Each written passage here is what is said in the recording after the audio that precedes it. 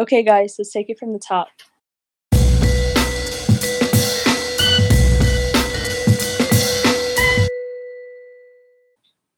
I think it's safe to start off by saying that students in today's world have literally been through it all. I mean, from Colorado snow days to having school canceled because of school shooting threats, and then now the coronavirus, I think that we've had to put our education on hold for a wide variety of reasons. Yeah, honestly, guys, we're kind of being desensitized to all these things, and not only us, but our entire generation. For sure. And I think that when deaths become a statistic and not a story, it's a whole other issue. Yeah, and another issue is we're only really seeing our own muted stories. And that's why we're bringing stories back, unfiltered. And this one started with a bagel. So, being the lame juniors we are without our license, we had to wait for our rides on the day that they told us that school was being canceled because of the virus. So we started kicking people out towards the end of the day. But of course, instead of leaving, we went to annoy some of our teachers. And on our way back, we ran into one of our teachers who was loudly debating whether or not to bring her bagels home from the office. So that day passed and the bagels were forgotten, but the teachers are still having to make hard decisions. Decisions bigger than bagels. So today we'd like to introduce you to Miss Fitzgerald, American History and Math teacher at Smoky Hill High School and MYP coordinator. And Miss Keller, History and Psychology teacher, Crash Course History consultant, and owner of Jump Ahead Tutoring. You should check her out. And I just seeing all this, I think it's abundantly clear that you guys have a lot going on, not even as teachers, just as people. And so, but also I've seen people on social media, they'll make these memes and then they're this is a break for teachers, and they'll have a meme of them relaxing on a porch. Honestly, what do you respond to that? Because hearing not even your work life, just your personal life, this does not it's not a break for anyone. It makes me insane. It's definitely not a break. And you think about when schools, whether they're high schoolers or even colleges, get prepared to do online classes, right? They usually give the instructors anywhere between a semester to 2 semesters to construct their online courses, to get them ready, up and running. And we had 5 days. My life obviously is very different than Mrs. Keller's, and the fact that I don't have to remote teach at the same time as someone in my house remote learning.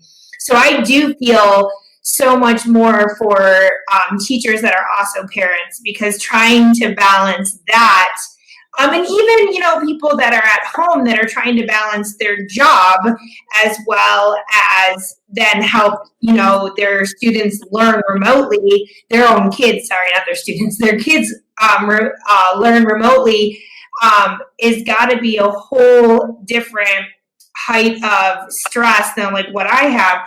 But what I noticed is there's not really a turnoff time. So because the schedule is so weird, their schedule is not the same as my schedule. So messages will come in at even 1 o'clock in the morning. Yeah, honestly, guys, I hate to say it, but I've definitely been that student before. Honestly, just the other day, I was thinking about emailing a teacher, and I look at the time, and it's 12 in the morning. And I was like, dang, what's the etiquette with this? So I go on Reddit, and the entire Reddit world has an opinion, and they're like, don't email. But I definitely emailed anyway. They didn't respond, though, for another 2 days, so clearly I did it wrong. The problem that I was struggling with, I think, is really different for a couple of reasons. One, I have kids, and 2, I'm 60%, right? So I'm supposed to be working 3 days a week, and that has not been the case at all. And I get so pissed when I see those memes because it's not my reality at all. And I went to 60% because I felt this guilt about constantly being torn and having to decide between being a good teacher and being a good mom. And I didn't feel like I could wholly 100% do both of those things. And I don't know how to be less of a teacher. I don't know how to I'm not good at backing it up. I would much rather be in the classroom. It takes a lot more work to make one of those videos several days than it does to just do it in class in 20 minutes.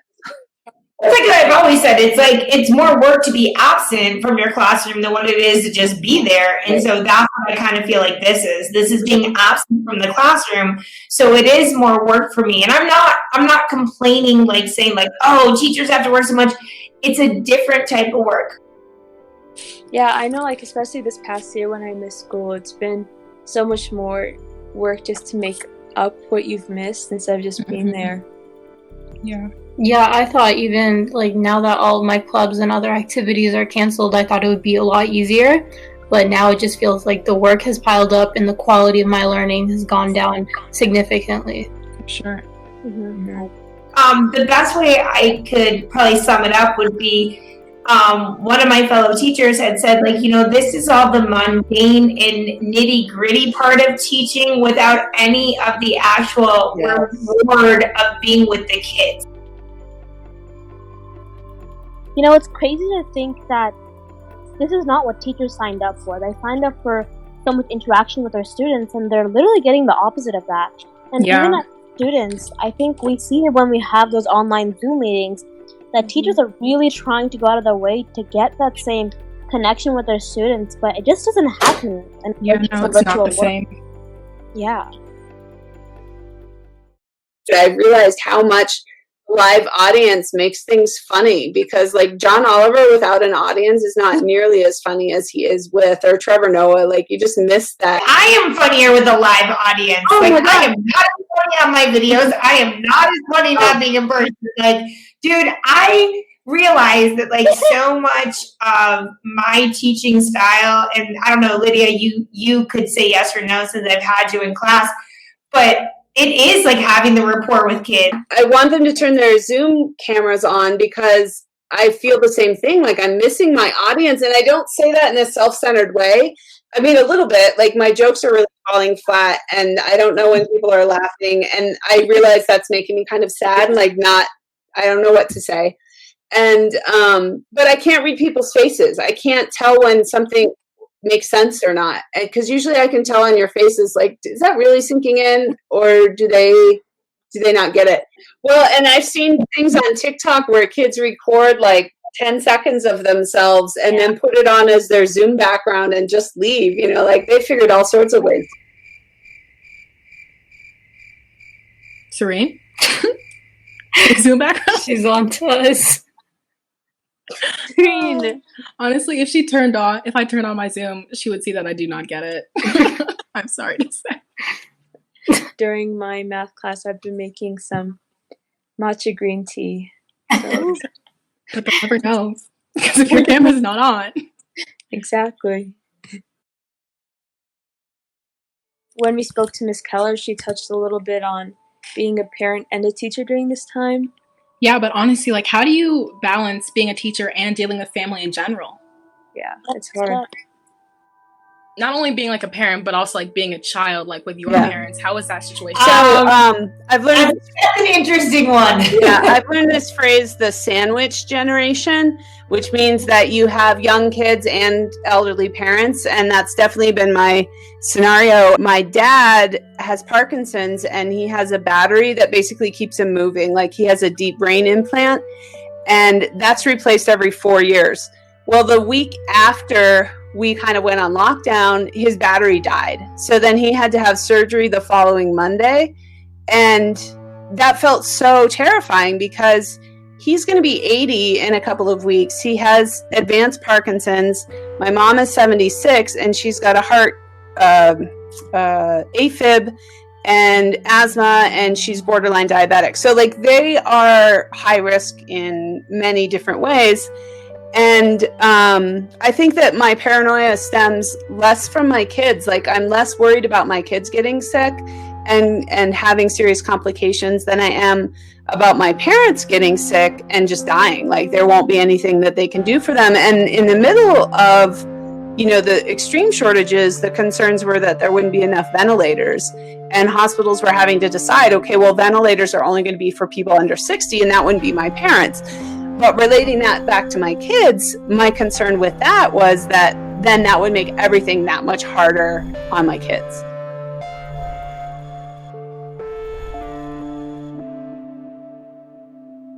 Wow. wow, that's just so hard to believe that this is the reality for so many people, not just teachers, but so many parents. And that's such a hard situation. It's such a hard thing to grasp at all. Exactly, to take care of, elderly parents, but also take care of young children. Like, I just can't even imagine that. Okay, so it's like abundantly clear that there are some people who cannot afford to ignore this. Like, not only teachers, there are different marginalized groups who maybe because they're not at an economic advantage, like they can't ignore the fact that this pandemic is happening. And yet some people do. It's so shocking. It is. It's very shocking. And I think ethics plays actually a really big role in this, because when Ms. Keller mentioned that like people over 60 weren't even considered for getting ventilators, that's like, who decides that? Yeah. I can't even read the news anymore because it just sends me into this tailspin of frustration and irritation. Well, I guess like that's where I look at it is like, I think that one of my biggest pet peeves in class, and like even in talking to like my peers and my friends, is like when they talk about equity and like, oh, everything's equal. And it's like, no, things are not equal. And I think that this is bringing into light a lot of the inequalities that exist in our society, that I think it's so in your face now that people are not able to ignore it like they have been able to in the past. White people aren't able to ignore it. Like it's always only been white people who could ignore it. Right. And then also too, like it's bringing, like it brings up and shows a lot of prejudice. So I guess like I'm trying to look at it from this positive aspect of like, now that it's in your face and we're seeing it, you can't ignore it. Like you have to address it. You have to acknowledge that this is not society progressing. We're not better than what we once were. Maybe we're better at hiding it. Maybe we're better at masking it, no pun intended. But it's really making people hopefully become more aware of like what our society really is like. And I'm not saying that, the United States is not a good country, but I'm also saying like the reality is like we're not the best. I mean, right here just made me think a lot about all the articles that I've been reading online about, the white privilege, like the protests that have been going on, as like white people literally stormed to the Capitol with guns. And it's like, can you imagine if Black people, for example, did that? And now there's a lot of other like stories popping up about just a lot of injustice happening and a lot of racism coming out at this time, which is really heartbreaking. But it's like, for the people who have the privilege to ignore this and do so, it's like, why and at what cost? I think it brings out a lot of like prejudice that's kind of been like hiding there for so long, as Ms. Fitz said. And so it makes me wonder, like, will this cause us to divide more or come together more at the end of this? Like, we've seen this injustice and prejudice for so long, but nothing's changed. Like, this Black Lives Matter movement started 10 years ago, and what's different? Honestly, I think that like our generation and like the time we are in now, we pride ourselves in being like so much different and so much better. But like, that's a bold-faced lie, because when you look at how we are now, it's quite clear that we're not. Like, as much as we want to say that we are not. And it's like, even in history, like I remember learning in both Ms. Fitz and Ms. Keller's class, just so much injustice happening throughout history and throughout different nations. And then this pandemic came, and I remember always thinking about, if my generation, like the people that I have right now in these classrooms, like you guys, it would not be the same if a pandemic or like another big influencing event happened. Like, I felt like things would be different. And now that I'm actually experiencing it, it feels like nothing has changed through history. Like, I'm seeing the same repeating actions and behaviors. Yeah. Right. An interesting question is, why aren't they changing? Yeah. And I think for so long, like from 6th grade onward, we've learned about all these theories, John Locke, Thomas Hobbes, about social contract, where, you give a little bit of freedom, and in return, you get a little bit of safety. And we've always prided ourselves on that matter as, being the nation that, has that freedom, but also has that safety. But when you see the current status quo, it's not, I feel like none of that is upholding, Yeah, if people aren't willing to give up their freedom and like follow the social contract that we have with the government, what's the point of it? Like, what's the point of government? So it's pretty clear by now that there's so much inequality happening in the world right now. You can see, for example, scientists who have a lot of answers to what's going on in the current situation are not being heard on the scale that they should be, and are even sometimes being silenced. And the same issue is even happening on a smaller scale. Yeah, I mean, you can even see it in the educational system. And the problem is that the people with the experience and the knowledge, like teachers, they're not getting the opportunity to share them. The problem, I think, in education in general is nobody ever asks teachers whether some policy is going to work, right? Like, they just dump these things on us. So the things that I've seen are suggestions like, well, if we just have all the kids 6 feet apart in the classroom and they draw this square, right? And they have all the kids perfectly 6 feet apart. And I'm like, that's cool. What happens when that kid in the corner has to go to the bathroom? Or maybe he just wants to go out in the hallway and like kiss his girlfriend, because we know that never happens, right? Graders who don't stop touching each other. All the time they touch each other. And you think 9th graders touch each other? Like, let me tell you how kindergarten is. Like, what are you supposed to do when the 5-year-old falls on the concrete and skins his knee? Like, how do you fix that from 6 feet away? Like, some of it is just it's so clear they haven't actually talked to any teachers about whether or not this is going to work. Okay, so even if they do find a solution for going back to school, like, how can we ensure that teachers feel safe, parents feel safe sending their students, like, students feel safe going to school? I don't feel safe doing that right now. And what's going to happen in the fall when they ask me to come back and I don't feel safe? Like, am I allowed to say, sorry, I can't do that, I'm immune compromised, or I'm going through breast cancer treatments, or I'm not. I'm just saying, like, those teachers exist, right? So then do we force them back into the building? That's already in Georgia. There's a school district that's forcing teachers to come back in and do work. There aren't students there. They just want to watch the teachers and make sure that they're working.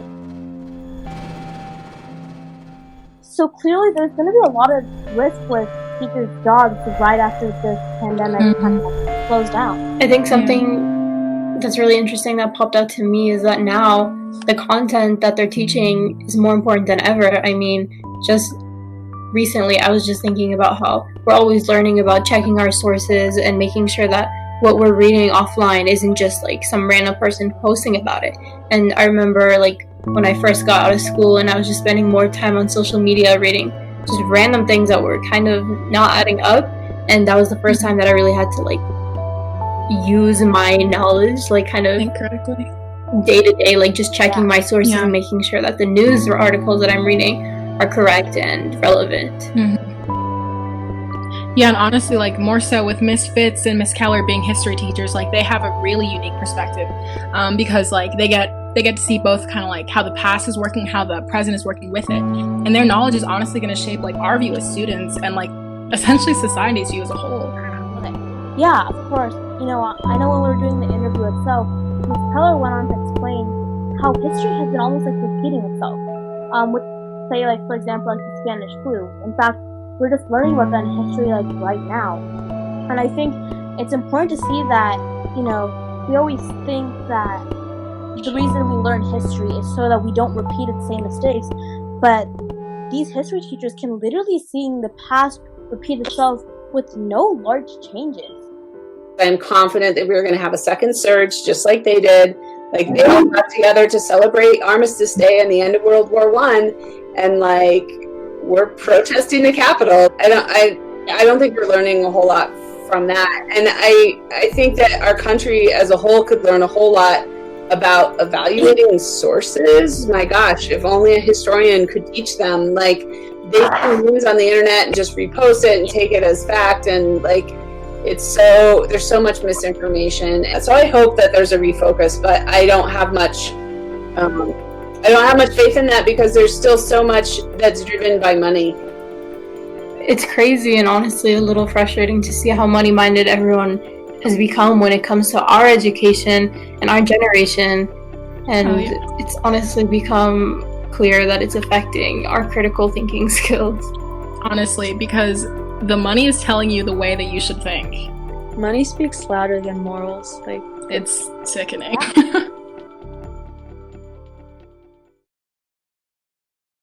Okay, so it's pretty clear based on everything we've learned throughout this interview that things are going to look a lot different after we return to school. But what does that look like? I'm hoping that maybe out of all of the silver lining that comes out of this is that, like, we just become nicer to one another and realize that, like, I have no hope for that. I have no hope for that. Do you guys think things will change for the better? Maybe they will. Maybe they won't. But honestly, I think that one thing that we know for sure is that our world will forever be changed. But even if those things are changing, like based on what we've learned from history and what we're seeing now, one thing that'll never change is our appreciation for the people that are serving us. Thank you guys so much for helping us. Right before we go, I just want to say, we didn't say it in the start, but it's Teacher Appreciation Week, isn't it? Like National Appreciation Week is this week. Yeah, honestly, we just want to like thank you guys as teachers, as people, like for sitting down to talk to us, and also for like supporting us through the time as like students, just people. Well, my pleasure.